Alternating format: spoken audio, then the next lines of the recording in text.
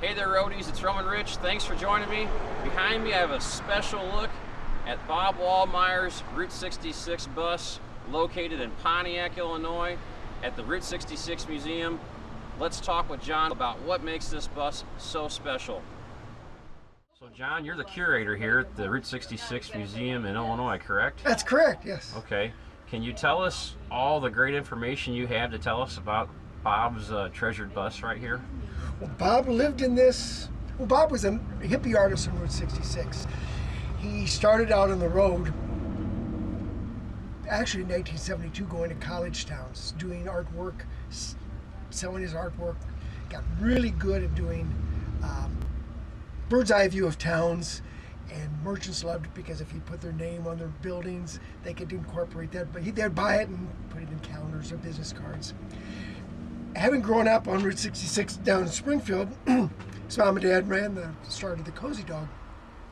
When they began to decommission Route 66, he wanted to do what he could to preserve Route 66. He knew that over time, buildings, places would disappear, either be torn down, burned down, fall down, and one way to preserve it would be through his artwork. And so he dedicated his life to preserving Route 66 through his art. He still incorporated a lot of nature in his work.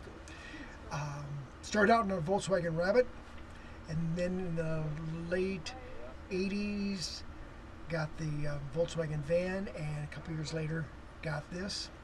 This was his home for about 15 years, and would drive it, towing the Volkswagen van like a motorhome. He'd park this and go around in the Volkswagen. Then in early 2000s, he stopped driving this, parked it down in Rochester next to Springfield, Illinois, and continued in the van. He had cancer, and it was getting too hard to drive. And if you look at this thing, a healthy person, I think, would have a hard time. This is heavy. Yeah. So, and he just went around doing his art. Murals, posters, business cards, postcards. Excuse me for turning my back. That's okay. Things like this. Beautiful postcards. Yes. He still incorporated his nature with the snakes. Maps in the museum. The mural he did. The mural across the street he designed, but and had it sketched out. But he died before he could complete it. So friends came up, I believe the next summer, and finished it and added the part with his picture on it so that the entire length would be 66 feet long. It's amazing. Can you tell us about the bus, what year it is, and it's how a 1966 Chevrolet.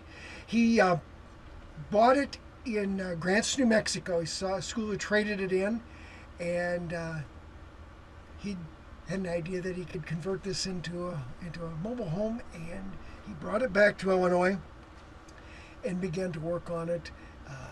Cut out part of the top to put that wooden structure up there and the deck and all that. What are some of the innovations he incorporated into the bus? Well, he's got, first of all, he only used rainwater, so he had a system of downspouts and what have you to collect rainwater. He has a shower and a sauna, and really the shower is buckets of rainwater that would come with a sprinkler on it. He has a compostable waterless toilet in there. He has 2 refrigerators, which without having much electricity couldn't do a lot of good. When he was somewhere that had electricity, extension cords would work. Yeah. Mostly and he was a vegan. So there wasn't a lot he needed to keep in his refrigerators, so what he kept in there a lot of times were his paints and pigments so they wouldn't dry out. He has a sink, double-sided sink, wood-burning stove. He has a small apartment 4-burner stove that he ran off of propane. So all the modern conveniences. All the modern conveniences that you'd want. He had a stereo that when he had electricity, when he could plug in, he could play that. And he was an eclectic appreciation of music. He had things from classical music to Janis Joplin. Yeah. Well, we really appreciate you guys having this on display for everybody to see. He was one of the most memorable icons that I think the road will ever have, and it's just a great testament to show how committed he was to the road and the eternal preservation of the road.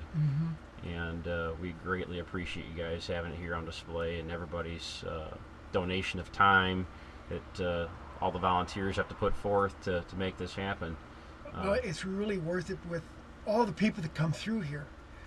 It's amazing the number of people, both through the bus and through the museum, from Europe, from Asia, from Australia, New Zealand. We probably get more visitors from overseas than we do in our own country. Yeah. What can you tell us the location and the hours of operation for the museum and when the bus is available to be seen?